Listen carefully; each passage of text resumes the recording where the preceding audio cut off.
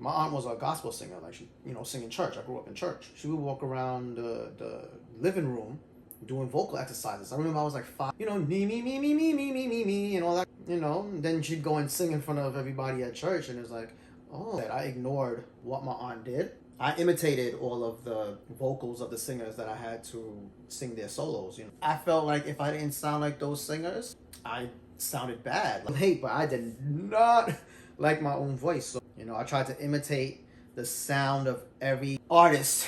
When I met my singing partner, he was doing music in school, and they had vocal training and everything like that. I never had no vocal training because of you're in the choir, you just sing. If you sound good, you got a solo, and I got picked for solos.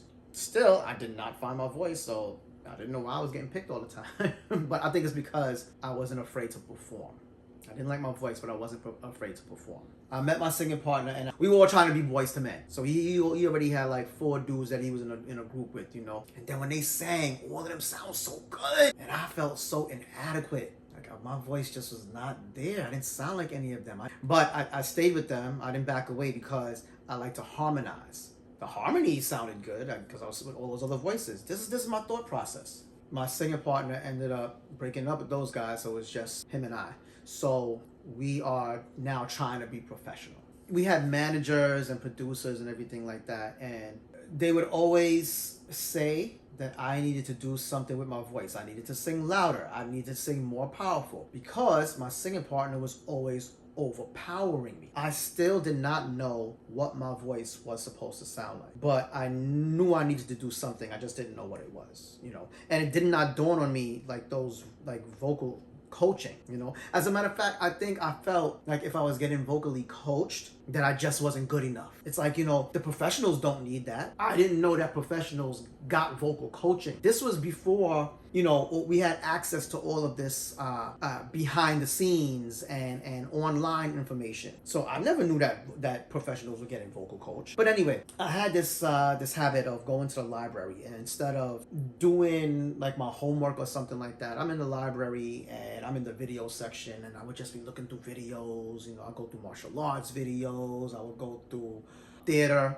And then one day I looked up on this system called Vocal Power, Born to Sing, by Elizabeth Howard and Howard Austin. Both of them have Howard in their name. I saw it, and I'm sitting there, and I'm spending it had to be a good 20 minutes in that one spot reading the cover of this video. And they had everything in there, like how the voice works, the different styles you could sing in, how to riff. All of this, I was like, wow. It's just funny to me because I wasn't looking for it. But I took it out of the library, and you open up the jacket, and it's like 8 cassette tapes, man. Cassette tapes, once again, back to the cassette tapes, show you how old I am. But I went through, I consumed that thing, and it came with a book. And what hooked me wasn't all of the technique that they gave. What really hooked me was how the voice works. So if you don't know how your voice works, it works like this, right? Breath has to pass over your vocal cords, and your vocal cords are split apart. Like the way I'm speaking right now, my vocal cords are not focused, right? When they become focused, like the sound vibrates around here. They call it the mask, right? And it's like the vocal cords close up, and as the air passes through, it's vibrating right here. That's a focused vocal. Other than that, you're in your chest voice. Ha ha ha. It's not really it doesn't have that kind of nasal quality that I felt like all good singers have. The full system really attractive. To improve your vocals, the 4 things that you must have. Let me say 5 because I forgot about posture. Like the way I'm sitting right now, this is bad posture for speaking. You need good posture. You need a good inhalation, taking in the breath.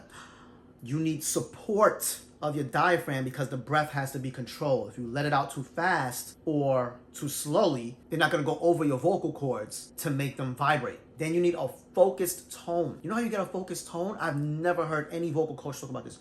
You have to actually imagine it. You can imagine your vocals coming together in a certain way, and it'll produce the closed vocal. That's crazy because you can't you can't force it like I can make a muscle. You can't force the vocal cord to do that. You have to imagine it. That's crazy. No, I'm sure there's some other physical ways you could get that, but I haven't really seen it. And then imagine the sound you want to hear. That's a big one. Yeah, imagination is so important to vocal production. You know, another thing that helped me was good speaking and singing is APE. APE. I was taught this by my director, one of my directors. You know, we taught kids how they should perform, and the simplest way is APE. APE. You have to APE. And that is you have to articulate, project, and express. Woo! Combine those three things, and if you're looking for something fast, right? But you have to know how to project. To project, that's where the whole vocal power techniques come from, step by step. But now back to my singing, right? So I brought it home. I would practice the singing exercises, and my singing partner kind of made fun of me. He was already vocally trained, so to him this was nothing new. He was also cocky. It's like, psh, you know, I'm good at this. You know, I'm so nice at this. You know what I'm saying? I don't need that. So I felt bad. You know, I think I'm an introvert. Like, I'm a shy guy, so I don't like when I'm working on something, if I'm not perfect yet, I don't want people to know about it. So what I started doing was I started training while he wasn't around. I wouldn't really do much besides drinking some water or something like that. Or I would let him do the vocal warm-up when we had to go sing. You know, we didn't even really do that. You know, now I know that we should have. I started developing my own vocal technique, hearing how I thought I wanted to sound. Now I used to walk around Jamaica Avenue. We always used to do this, right? We just walk around and sing, see if we could attract girls and stuff like that. But I was also looking for a deal. So either this guy was working there or he was just in there. Whatever the case was, he said that, you know, he had some connections in the music industry or whatever. I don't know why we started talking, but anyway. So he said, sing something for me. So I started singing At Last, you know, Etta James. At last, my love's come along. Now, you hear that focus in my voice? That's not the way that I should be singing this song. I didn't know that. But I'm singing it, and you know what the dude told me? He was joking. He was laughing about it. He said, oh, I think I'm going to be sick. And, you know, being a perfectionist, I was so hurt by that. Oh, my God, I felt bad. But he laughed it. I laughed it. I said, But I had given him my number and he never called. So maybe I did sound bad. And now I realize what it was. I was performing and thinking of the technique at the same time. If you want to be a good performer in anything and you're learning how to do the thing, you got to forget the techniques and just do what you were doing. Because when you think about the technique, you are in your head and you need to be in the moment, because people don't care about, they care about how good you sound, but what they care more about how you make them feel. And if you're all technique, you're not feeling anything, because feeling is energy. When you feel in something and you pouring that out to the world, that is energy that transfers, right? The technique is more the energy for you to feel it. Whereas the performance should be emotional, you know, it should just, like you letting go, you're getting something off your chest, you know. You know, the technique will eventually become muscle memory. Here's your talent, right? And your talent will plateau if you don't work on it with the technique.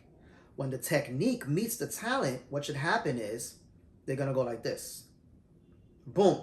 And at some point, the technique will become the talent, and the talent will go up. Okay, so I said all of that. I'll tell you some of the exercises that I did and that I still do today. Oh, by the way, you know, I always practice these things when I'm by myself, because some of them are annoying. One of the vocal techniques that they'll teach you to do, you'll hear them say, you know, make yourself sound like a witch. Right? Other vocal coaches will tell you go, na na na na na. When you laugh like a witch, it's like, right? That's what you can hear. Oh, I'm talking like this right now, but when I focus, you can hear it get a little more nasal, get into my mask. And yes, it's annoying, but it will get you focused, man. I will also yawn. Right? Yes, it's a fake yawn, but it's more like you're letting all your breath out. It's like, almost like, I don't want to do this anymore. So what happens is that breath coming out becomes focused. Support, like diaphragmatic support, right? Your chest opens up when you breathe in. And then the support is like, when you cough, or you're trying to push, like when you sneeze, right? These muscles automatically, your diaphragmatic muscles automatically clench. And you can do that by going, if you go, put your tongue to your bottom front teeth, have just open mouth, right? And do a right? Go and then go, right? You'll go, huh, huh, huh, huh, any of those things, right? You're gonna feel that support muscles, right? Push your fingers in like this to your ribs, and you'll feel it, okay? So if you go, chew gum, massage your lip trills, right? I'll do all of that stuff. But imagination-wise, I think is most important, right? I have this one instruction that I do. I'll say, I want to sing cute. So I'll sing like a kid. You know, like when little kids, when they sing, the voice hasn't matured yet. So they're not singing like this. They're singing, oh, oh. Like that's like emotion. Like Michael Jackson had that, you know, like emotion. Gonna make a change for once in my life. You know, it's like, So this is what I used to sound like. I used to try to sing like Brian Midnight, right? My shattered dreams. And I'm really pushing the air over my vocal cords. Like Fred Hammond. When he did Bread of Life, sent down from glory. I wasn't even sounding like that.